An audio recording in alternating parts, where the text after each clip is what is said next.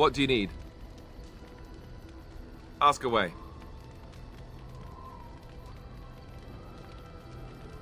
Essentially, they're trained to fight. The Chantry would tell you that the Templars exist simply to defend. But don't let them fool you. They're an army. The other main purpose for a Templar is, of course, to hunt mages. To that end, we train in talents that drain mana and disrupt spells.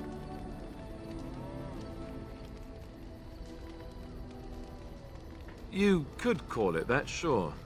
The Chantry doesn't look on it the same way, however, since really our talents only work on mages. Against a regular person, I'm just a guy in a metal suit. Perhaps, but there usually isn't much of an opportunity. The Chantry keeps a close rein on its Templars. We are given lyrium to help develop our magical talents, you see. Which means we become addicted.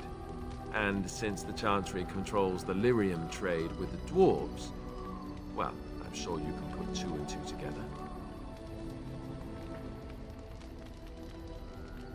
Thankfully, no. You only start receiving lyrium once you've taken your vows. You don't need lyrium in order to learn the Templar talents. Lyrium just makes Templars' talents more effective. Or so I was told. Maybe it doesn't even do that. The Chantry usually doesn't let their Templars get away either, so they can spread their secrets. I'm a bit of an exception. Lucky me. Such as they are. That's a good question. There's plenty in Orlais, but who knows where they might be found. And the nearest Orlesian city is weeks away. If we go north and cross the sea, there's bound to be some in the free marches. Again, however, I just don't know where. I don't know anything about Grey Wardens in other lands. Here in Ferelden, there's our compound in Denerim at the palace, but that's it. Loghain will have control over that and be watching it, no doubt. Beyond that, the only place I know of is Weishaupt Fortress. That's the headquarters of all Grey Wardens in the Anderfells, 1,000 miles from here. But I've no idea how to even contact them. So unless we try to get back to the compound in Denerim, I suppose the answer is no. There's nowhere for us to go. I imagine that eventually the Grey Wardens outside of Ferelden will wonder what's happened. Why there's no contact from Duncan or someone. They'll send someone eventually. Though who knows what Loghain's people in Denerim will tell them. Maybe they won't send anyone. We could try to contact them. But that would mean leaving Ferelden, and even if we did, they couldn't come back with us in time to stop the Blight. So that means whatever happens, it's up to us. I mean, eventually we would have to use the joining to make more Grey Wardens, right? But I don't know how to do the joining, or what's involved. I know it involves lyrium and some other magic, and that it's really difficult to prepare, but that's it. Unless we can find out more about the joining, I guess we better get used to the idea that there might only be 2 of us for now. Until more come from elsewhere. Just left? You mean just left Ferelden? I don't know. If there's an archdemon, however, we're supposed to be the only ones who can defeat it. And that means the Blight would grow unchecked. Eventually, other Grey Wardens in Orlais and other lands would hear about it, and they would come to fight it, but they wouldn't come in time to save Ferelden. There's no way. I'm not going anywhere.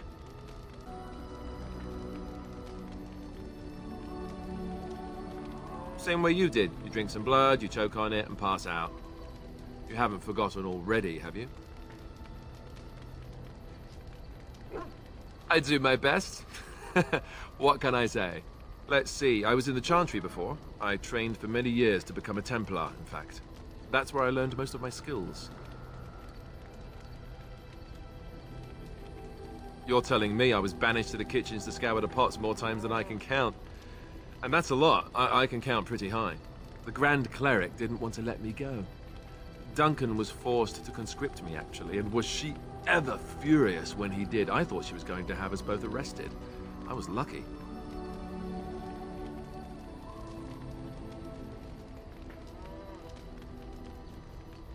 I wondered that myself. It's not as if she valued me highly. I think she just didn't want to give anything to the Grey Wardens is all. The Chantry didn't lose much. And I think I can do more fighting the Blight anyhow, rather than sitting in a temple somewhere. I'll always be thankful to Duncan for recruiting me. If it hadn't been for him, you know, I wouldn't have.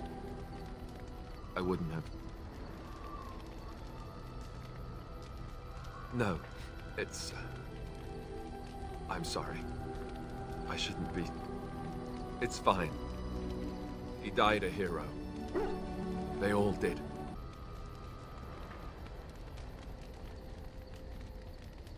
Have you seen the uniform? It's not only stylish, but well made. I'm a sucker for good tailoring.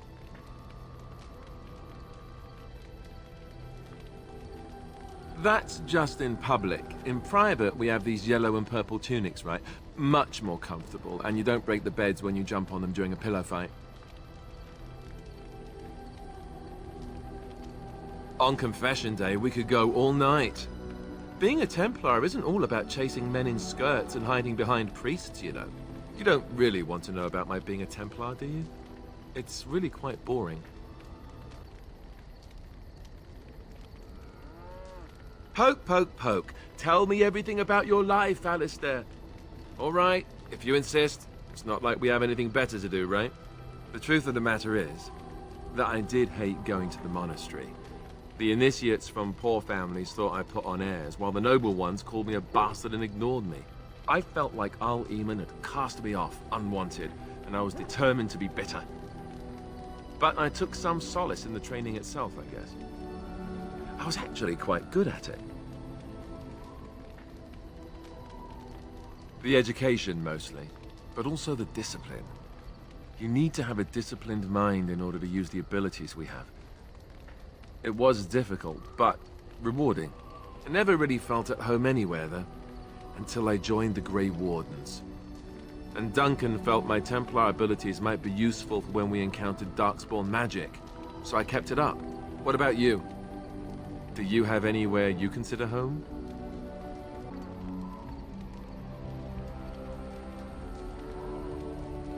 Right. Stupid of me to ask. I'm sorry. We won't always be traveling like this, you know. Once the war is over, once the Blight is... well, a time will come when we'll have to think about having a real home again. Though that seems like a far ways off. And I suppose the Grey Wardens are gone for good. Either way.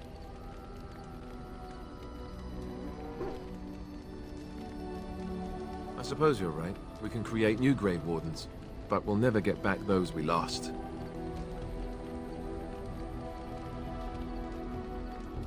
You never asked?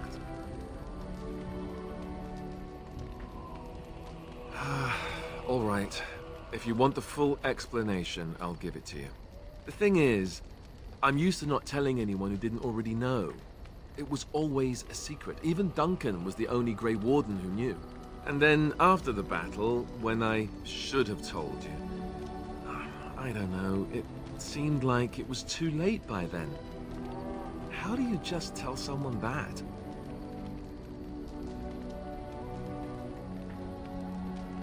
Yes, well, I suppose part of me kind of liked you not knowing. It's just that anyone who's ever found out has treated me differently afterwards. I was the bastard prince instead of just being Alistair. I know that must sound stupid to you, but I hate that it shaped my entire life. I never wanted it, but I certainly don't want to be king. The very idea of it terrifies me.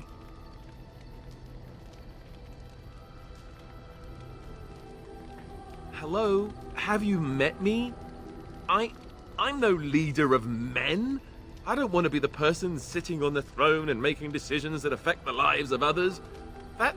It just isn't me. I guess I should be thankful that Al-Eamon is far more likely to inherit the throne than I am. He's not royal blood, but he was Kaelin's uncle. And more importantly, is very popular. For what it's worth, I'm sorry for not telling you sooner. I guess I was just hoping that you would like me for who I am. It was a dumb thing to do.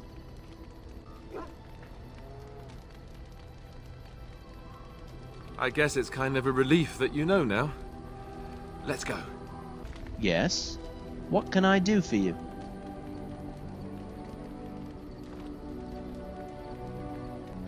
Well, I've served in Cousland Castle for years, since my own father sent me to squire there. My father is a minor lord in the Bannorn, but our land is little more than a glorified farmstead. I do miss it, though.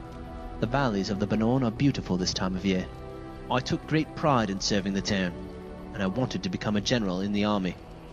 Still, if I had the opportunity to join the Grey Wardens, I wouldn't hesitate. I imagine joining the Wardens is the highest service one can render. Yes. Well, here I am. Quiet. It was a life suited for contemplation.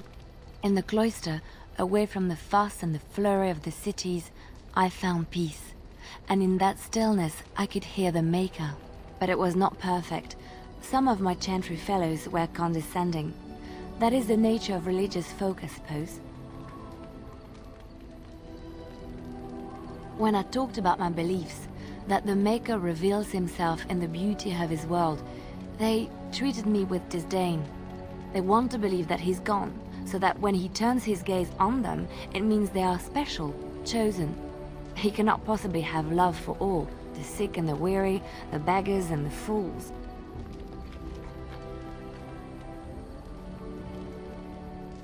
What can I say to them? What they believe is what the chantry says, and the chantry is infallible, yes? Maybe I am wrong. But it is the Maker's place to decide if I am worthy, not men, not the chantry. What is meant by someone like me? Did you think I was always a cloistered sister? The chantry provides succor and safe harbor to all who seek it. I chose to stay and become affirmed. We affirm our belief in the Maker, in Andraste and the chant, but other than that, there are no vows taken. I was a traveling minstrel in Orlais. Tales and songs were my life.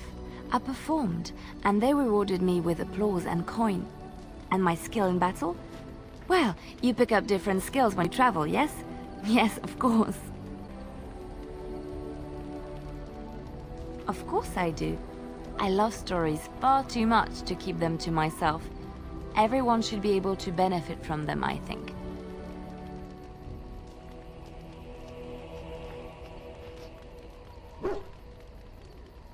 Of course, Orlesians enjoy telling stories. I shall tell you my favorite tale of Aveline, the Knight of Orlais. A long time ago, a girl child was born to a farmer. He had hoped for a son, not a daughter, and so he told his wife to abandon the child in the woods. Before the cold could claim her, the baby was found by a tribe of Dalish elves who took pity on the poor mewling thing and raised her as their own. Aveline, for that is what they called her, grew strong and quick and clever under the guidance of the elves. She learned to wield the sword as well as any man, could kill a deer with an arrow at 100 paces, and was as graceful on the back of a horse as she was on foot. Many legends have familiar forms and themes. We enjoy them so because we know them. Aveline's Dalish guardians saw that she could easily best any Orlesian chevalier in battle, and wanted to show the cruel humans the child they had left to die. They bestowed upon her a fine horse and armor, and sent her to prove herself to her people in the grand tourney. Now in those days, no woman was allowed to take up arms, let alone compete in the grand tourney, but Aveline kept her helmet on and was not discovered. Aveline won many events and gained the approval of the adoring crowd. Eventually, she came face to face with the knight Kaleva in the grand melee. Aveline had already bested him in the joust, and Kaleva was determined not to lose a second time.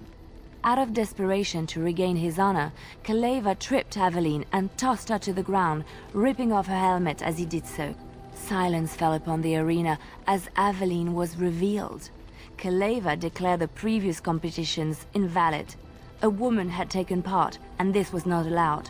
But the crowd cheered for Aveline. Kaleva was furious, for he had lost to a woman and was now being shamed. Blinded by his rage, he forced Aveline to her knees. "Know your place, woman," cried he, and slit her throat.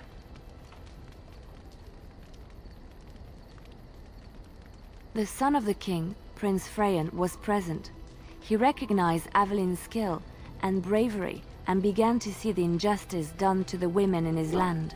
When he was made king, he rewrote the laws of Olay so that women could also become chevalier. He honored Aveline and knighted her after her death. And to this day, any female who is knighted reveres Aveline the Brave, for she is the patron of all women chevalier. Don't understand. You look like a woman. You are a Grey Warden, so it follows that you can't be a woman.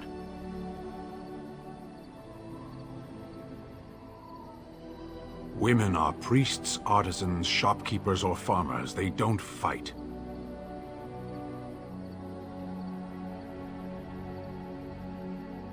Why would women ever wish to be men? That makes no sense.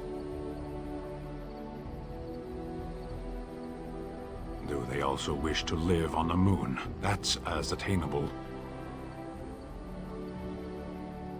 One of those things can't be true. A person is born, Kunari or human or elven or dwarf. He doesn't choose that. The size of his hands, whether he is clever or foolish, the land he comes from, the color of his hair, these are beyond his control. We do not choose, we simply are. Can they? We'll see.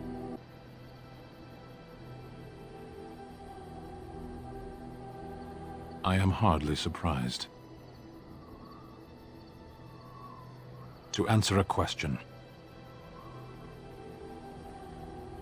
The Arishok asked what is the Blight. By his curiosity, I am now here. The one who commands the Antam, the body of the Kunari. Kunari have no kings. Little patience for endless questions.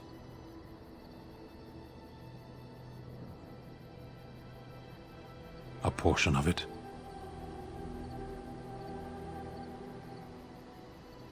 Why do you?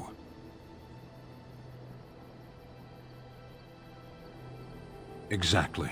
You don't ask, nor do I. The Arishok sends me and I go.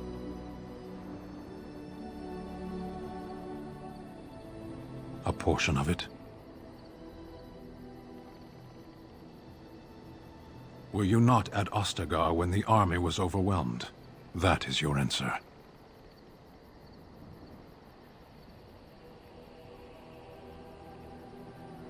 Yes.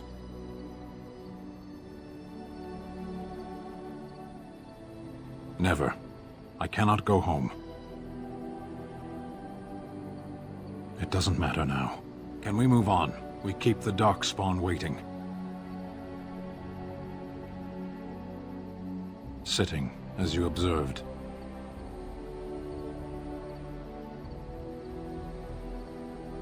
It's what you asked.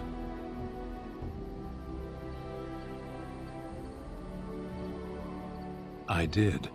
Parshera. Was there anything else? Speak, then. Then I suggest we move on. As you wish. What do you wish of me? If you must. I was not born such. 'Tis a skill of Flemeth's, taught over many years in the wilds. The chastened have tales of we witches, saying that we assume the forms of creatures to watch them from hiding. When a child is alone and separate from his tribe, that is when we strike, dragging the young boy kicking and screaming to our lair to be devoured. A most amusing legend.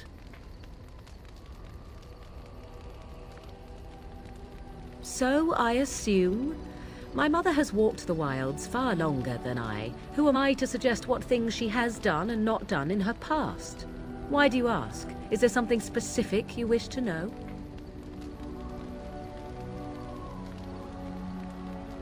The form of an animal is different from my own. One may study the creature, learn to move as it does, think as it does. In time, this allows one to become as it is. I gain nothing by studying another human. I already am the same as they are. I learn nothing. So the answer is no, my human form is the only one I possess.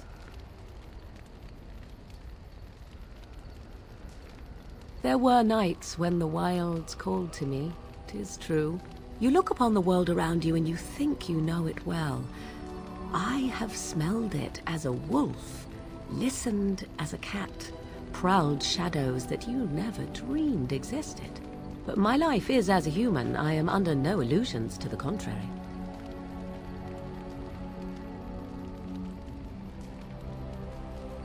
They do not shy away from me.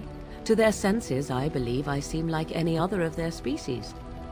As to what they think, I truly cannot say. Just as I am still human, no matter my form, they are still animals. Thus they cannot speak, even were I to ask.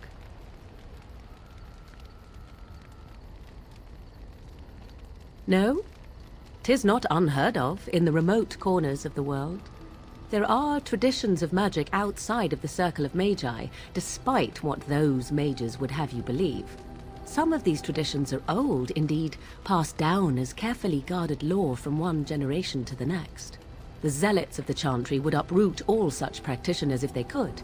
But as luck have it, some still exist. My mother is such a one. Not all apostates use the forbidden blood arts. Maleficarum do, but to condemn all who do not fall under the circle's thrall for the sake of what might be is a dangerous path to walk. There are those who look on the word apostate as meaning freedom. Indeed. Have you an opinion on my abilities, then? Am I an unnatural abomination to be put to the torch?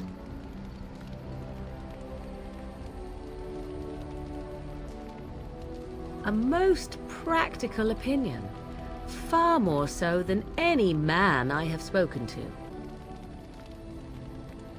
My mother has been hunted from time to time, yes, by Templar fools like Alistair, which should tell you how successful they generally were. Flemeth made a bit of a game of it, in fact. The Templars would come again, and she would look at me and smile and say that the fun was to begin once more.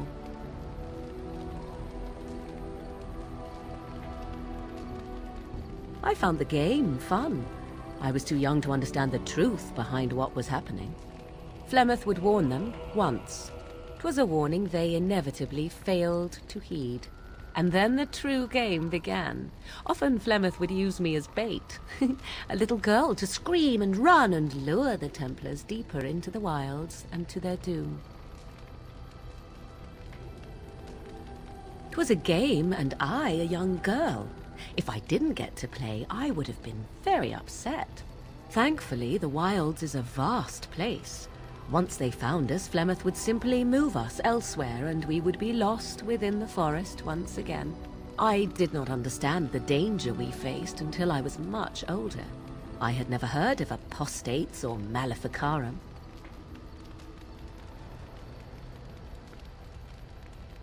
Would they have regretted hurting me? I was a young child. Yet do you think they would not have gleefully held my head aloft as a trophy? There are no trials for apostates, no prisons, no mercy. There are only absolutes, so only survival matters. If the wilds have taught me anything, 'tis this. First, you must survive. Do you disagree?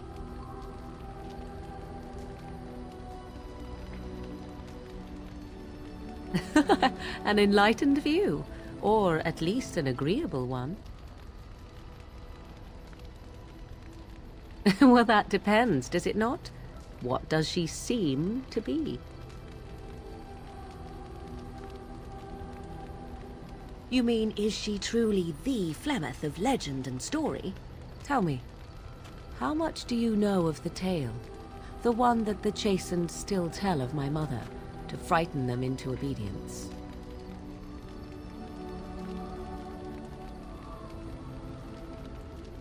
No doubt such a tale has mutated much over time and telling.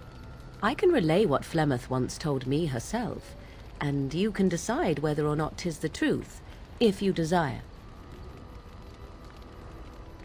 As the tale is sung by the bards, there was a time when Flemeth was young and beautiful, a fair lass in a land of barbarian men, the desire of any who saw her.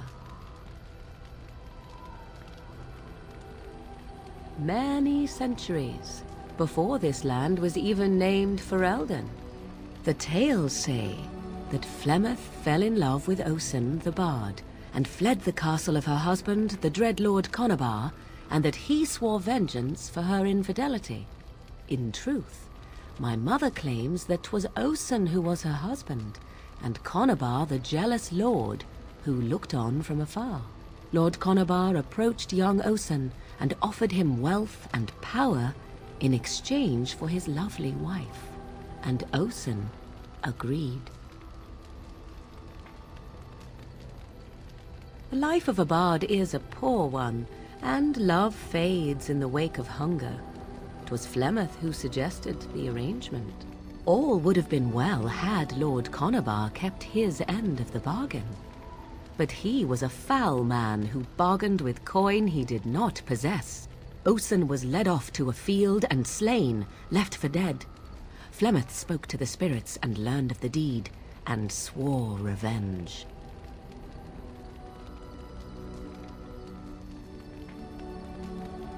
That was not the point. Conabar had no honor, so she would not have him. Flemeth begged the spirits to aid her, and 'twas they who slew Conabar.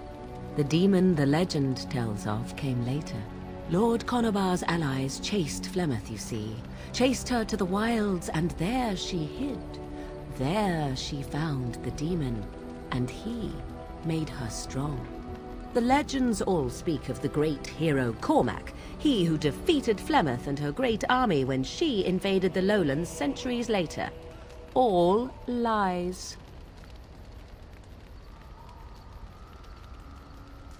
The truth of the matter is that there was never an invasion. As Flemeth tells it, the Chastened never raised an army under her banner, and she never fought with any warrior named Cormac. Cormac led a brutal civil war against his own people, and later claimed it was to vanquish evil that had taken root amongst the lords. Thus, he was hailed a hero. Flemeth was only attached to the legend much later. Perhaps 'twas due to the great war with the Chastened that eventually came, but Mother claims not to know how it began.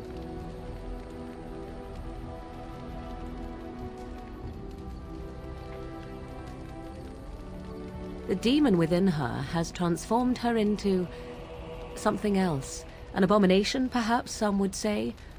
I know not. I only know my mother is clever, and she is part of the wilds as it is part of her. But she is no immortal. She bleeds. A blade in her heart would kill her like any other, were it lucky enough to find her.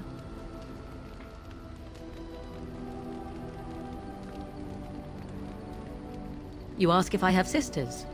I have asked of this myself. The stories tell of many witches of the wilds after all, not just the one. And these tales existed long before I did. Flemeth refuses to speak of other daughters, if they existed. So, should I believe I am her first? I doubt that too. The Chastened tell of a falling out between Flemeth and her daughters. They say that one day she hunted them all through the wilds and ate their hearts. It may be true. I have never seen another witch or heard of one. Perhaps one day Flemeth will eat my heart as well.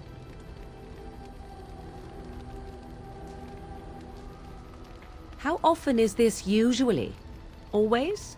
If not always, then when is it not true? There are more things in this world and the next than you or I could ever hope to understand. What Flemeth became is a mystery. I suspect, even to her. I do not believe everything that Flemeth claims. Oft it seems her bitterness has colored her memories. But on the whole, yes, I believe this tale, if not all. Flemeth tells it with far more embellishment than I, but you are welcome. Dare I ask of your own mother? Few are abominations of legend, 'tis true, but I find myself curious nevertheless.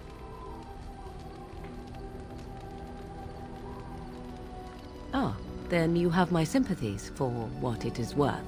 Which is very little, I am certain. It matters not. Let us move on.